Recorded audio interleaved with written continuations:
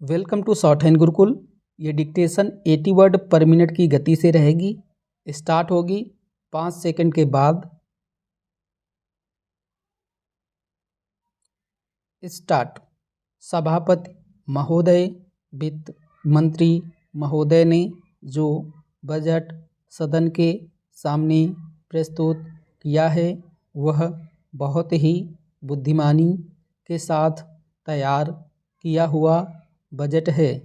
उन्होंने कोशिश यह की है कि अमीर और गरीब कोई भी कर से बच ना पाए, लेकिन उन्होंने उद्योगपतियों को थोड़ी सी छूट भी दी है।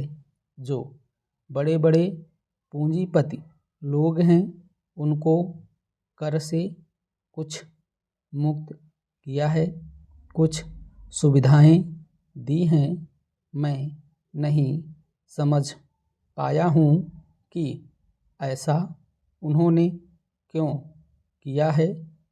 वह जो चाहेंगे उसको करेंगे, लेकिन मैं भी जो सोचता हूँ उसको आपके सामने रखना चाहता हूँ। इस विषय पर 3-4 दिन से चर्चा हो रही है। मैंने उसको सुना है। इस या उस पक्ष के किसी भी माननीय सदस्य ने यह निवेदन नहीं किया है कि खाद और पंपिंग सेट के ऊपर जो कर लगाया गया है वह उचित है। सभी ने यह कहा है कि उसको माफ़ कर दिया जाना चाहिए। जब सारे सदन के लोग, सभी प्रतिनिधि एक आवाज़ से कहते हैं कि खाद और पंपिंग सेट के ऊपर कर न लगाया जाए तो मैं समझता हूँ कि उनको इस बात को मान लेना चाहिए। ऐसी कोई बात नहीं की जानी चाहिए जिससे किसान रुष्ट हों, उनके उत्पादन में बाधा पड़े। भारत गांव में बसता है। 80% लोग गांव में रहते हैं। हम गांधी जी के विचारों का अनुपालन करते हैं। गांधी जी ने जो कुछ भी कहा गांव के लोगों के लिए कहा, ग्रामीण जनता के लिए कहा। उन्होंने गांव के लोगों को उठाने की बात कही। कोलकाता, चेन्नई, मुंबई, दिल्ली आदि शहरों के रहने वाले लोगों की ही उन्नति हो और गांव में रहने वालों की न हो, ऐसा उन्होंने कभी नहीं कहा। वित्त मंत्री महोदय भी गांधी जी का शिष्य अपने आप को कहते हैं और उनका रूप अपने रूप में देखते हैं और वह है भी। इसलिए उनका यह कर्तव्य होना चाहिए कि गांधी जी के विचार के अनुसार वह सारे देश में मद्य निषेध को कार्यान्वित करें। चूँकि हमारा कृषि प्रधान देश है, इसलिए वह पशुधन को बढ़ाएं, उन्नति की व्यवस्था करें और सारे देश में गौवध को बंद कर दें। सरकार ने यह संकल्प लिया है कि हिंदुस्तान में समाजवादी समाज और लोक कल्याणकारी राज्य की स्थापना की जाएगी। इस समय देश में आर्थिक विषमता अधिक है। सभापति महोदय, एक व्यक्ति की आमदनी 3-4 आने और दूसरे की 10-20 हजार रुपये है। अगर वित्त मंत्री महोदय इस विषमता को दूर नहीं करेंगे तो समाजवाद का नारा बिल्कुल कोरा और कागजी सिद्ध होगा।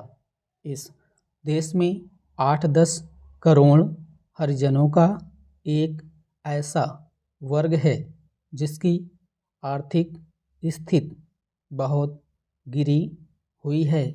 इस बजट में उनकी उन्नति और कल्याण की योजनाओं का समावेश होना चाहिए।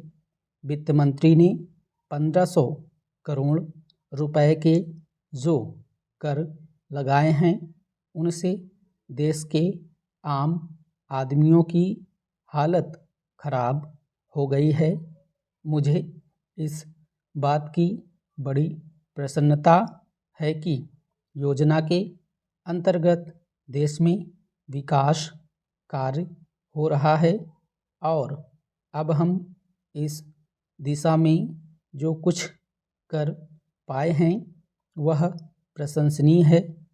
लेकिन मुझे दुख के साथ कहना पड़ रहा है कि जहां कृषि के क्षेत्र में उत्पादन बढ़ रहा है, उद्योग के क्षेत्र में उत्पादन बढ़ रहा है, देश की संपत्ति बढ़ रही है, हर आदमी की औसत आय भी बढ़ रही है, फिर भी हमारे यहाँ की पुरानी गरीबी बिल्कुल नहीं हटी है। मैं समझता हूँ कि यह इस सदन के लिए और सरकार के लिए विचार करने का विषय है कि क्या कारण है कि जब हम 55 वर्ष से अपने देश की गाढ़ी कमाई का रुपया और दूसरे देशों से कर्ज लेकर बड़ी बड़ी रकमें देश के विकास के लिए खर्च कर रहे हैं और देश में धन भी पैदा हो रहा है, तब भी देश में जो लोग गरीब हैं उनकी गरीबी दूर नहीं हो पा रही है। क्या यह आश्चर्य की बात नहीं है? मैं समझता हूँ कि इस पर विचार किया जाए। यह ठीक है कि हम समाजवाद के रास्ते पर जा रहे हैं, लेकिन समाजवाद के रास्ते पर ठीक ठीक चलें तो भी हम यह अनुमान नहीं लगा पाते कि कितने वर्षों में हमारे देश की गरीबी दूर होगी। यह ठीक है कि हम योजना के तरीके पर काम कर रहे हैं, लेकिन इस बात को देखने की आवश्यकता अब पैदा हो गई है कि देश में जो धन पैदा होता है वह कहाँ जाता है। इतनी प्रगति होने पर भी हम देखते हैं कि गरीबी दूर नहीं हो पा रही है। गरीबों को खाने के लिए अन्न नहीं मिलता, पहनने के लिए कपड़ा नहीं मिलता। इसका क्या कारण है? यह गंभीरतापूर्वक सोचने की बात है। यह समस्या समाजवाद का प्रस्ताव पास करने से ही हल नहीं होगी। स्टॉप।